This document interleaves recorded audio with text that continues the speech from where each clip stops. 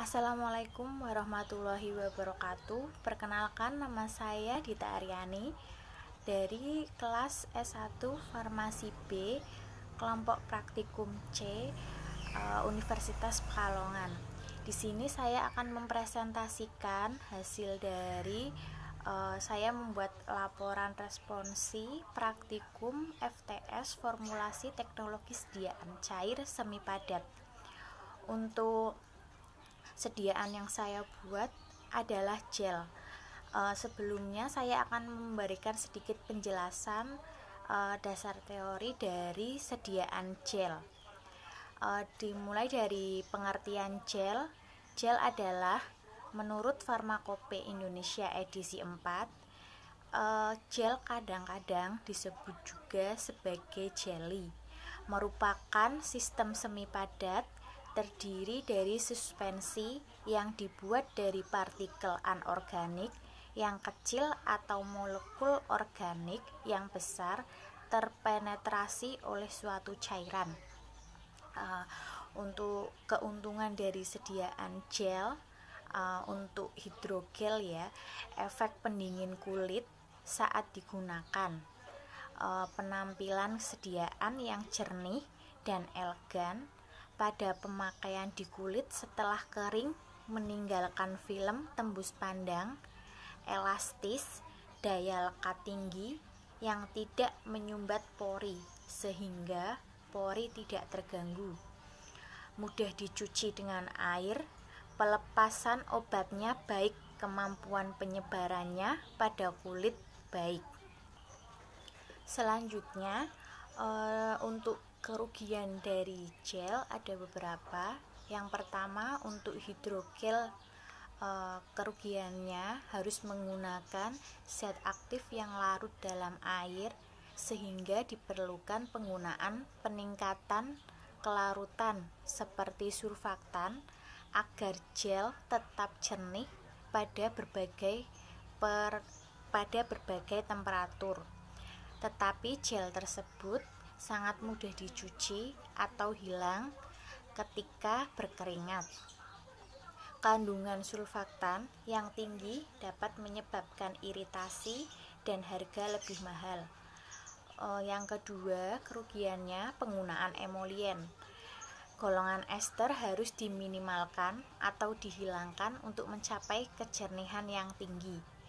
Yang ketiga, untuk hidroalkohol, kerugiannya gel dengan kandungan alkohol yang tinggi dapat menyebabkan pedih pada wajah dan mata, penampilan yang buruk pada kulit bila terkena pemaparan cahaya matahari. Alkohol akan menguap dengan cepat dan meninggalkan film yang berpori atau pecah-pecah, sehingga tidak semua area tertutupi atau kontak dengan zat aktif. Selanjutnya, untuk syarat-syarat gel mempunyai beberapa syarat, antara lain 1. Memiliki viskositas dan daya lekat tinggi, tidak mudah mengalir pada permukaan kulit. Yang kedua, memiliki sifat tiksoterapi, mudah merata bila dioleskan, memiliki derajat kejernihan tinggi atau disebut efek estetika. Yang ketiga, tidak menimbulkan bekas atau hanya berupa lapisan tipis seperti film saat pemakaian. Yang keempat, mudah tercucikan dengan air. Yang kelima, daya lubrikan tinggi. Yang keenam, memberikan rasa lembut dan sensasi dingin saat digunakan. Untuk selanjutnya, saya akan membahas atau menjelaskan tentang hasil reformulasi yang telah saya buat. Yang pertama, untuk formulasi baku.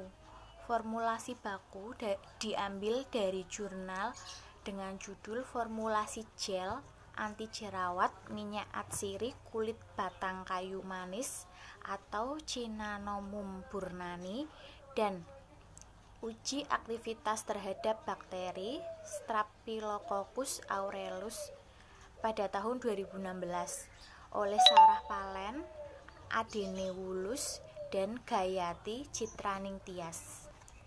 Untuk formulasi bakunya terdiri dari minyak atsiri, kulit batang kayu manis dengan konsentrasi 6%, HPMC dengan konsentrasi 3%, propylenglikol dengan konsentrasi 30%, nipagin 0,1%, dan aquades sampai 100. Dari formulasi yang telah saya sebutkan tadi, berikut adalah khasiat atau kegunaan dari bahan-bahan tersebut. Yang pertama, minyak atsiri, kulit batang kayu manis, itu di sini sebagai zat aktif atau antibakteri atau antifungi. HPMC sebagai chilling agent, propylenglikol sebagai humektan, nipagin sebagai pengawet, dan aquades sebagai pelarut. Untuk selanjutnya, pengembangan formulasi ini saya ambil dari jurnal formulasi gel minyak kulit kayu manis atau Cinnamomum bornani sebagai sediaan anti nyamuk pada tahun 2012 oleh Anita Lukman, Emma Susanti, dan Rolly Octavia. Pada formulasi ini diambil formulasi yang kedua, yaitu dengan konsentrasi zat aktif sebanyak 15%. Dari jurnal tersebut bertujuan untuk membuat formulasi serta menguji efektivitas sebagai sediaan anti nyamuk pada zat aktif minyak kulit kayu manis dengan dua variasi konsentrasi, yaitu 12% dan 15%. Dari hasil pengujian tersebut menunjukkan bahwa formulasi yang bagus adalah formulasi dengan konsentrasi 15%.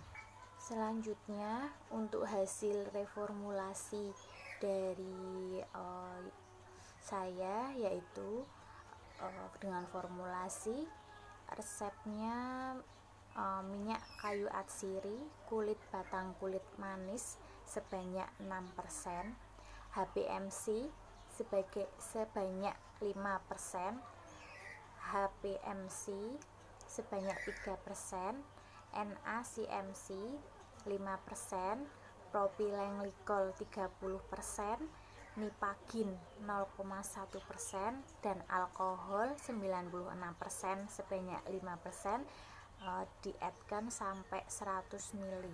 Adapun khasiat dari bahan-bahan tersebut adalah minyak atsiri kulit batang manis sebagai zat aktif, antibakteri atau antifungi, NaCMC sebagai chilling agent, HPMC sebagai killing agent, propylenglikol sebagai humektan, nipagin sebagai pengawet, alkohol 96 sebagai antiseptik, aquabides sebagai pelarut.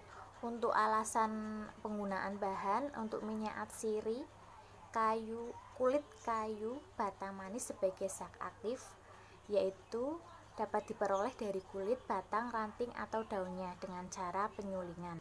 Untuk HPMC dan NaCMC sebagai chilling agent, basis ini memiliki kelebihan yaitu sangat mudah terbentuk menjadi massa gel dengan campuran air dan gliserin, stabil pada pH 2-10, dan viskositas menurun pada pH kurang lebih 10.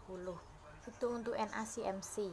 Untuk HPCMC itu merupakan chilling agent semi-sintetik turunan selulosa yang tahan terhadap fenol dan stabil pada pH. Selanjutnya, propylenglikol sebagai humektan. Di sini kegunaan propylenglikol digunakan sebagai humektan yang akan mempertahankan kandungan air dalam sediaan sehingga sifat fisik dan kestabilan sediaan selama penyimpanan dapat dipertahankan.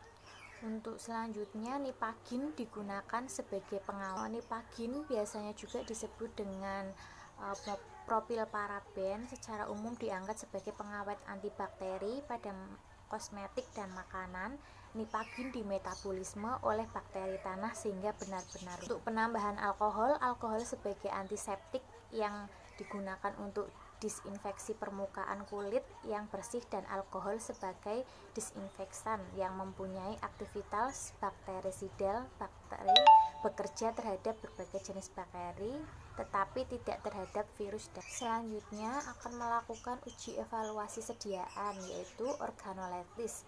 Organoleptis yang akan diteliti adalah bentuk, warna, dan bau. Yang kedua, homogenitas. Syarat sendiri dari homogenitas harus menunjukkan susunan yang homogen dan tidak terlihat adanya butiran-butiran kasar. Itu menurut Anonim 1985. Untuk uji pH, persyaratan uji pH pada sediaan gel yaitu antara 4,5 sampai 6,5 menurut Raymond 2009. Selanjutnya untuk daya sebar, syarat daya sebar pada uji sediaan topikal atau gel adalah 5 sampai 7 cm menurut Ulaen 2012.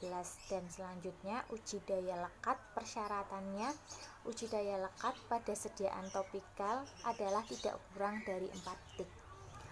Sekian presentasi dari saya. Apabila masih ada kekurangan, mohon maaf. Wassalamualaikum warahmatullahi wabarakatuh.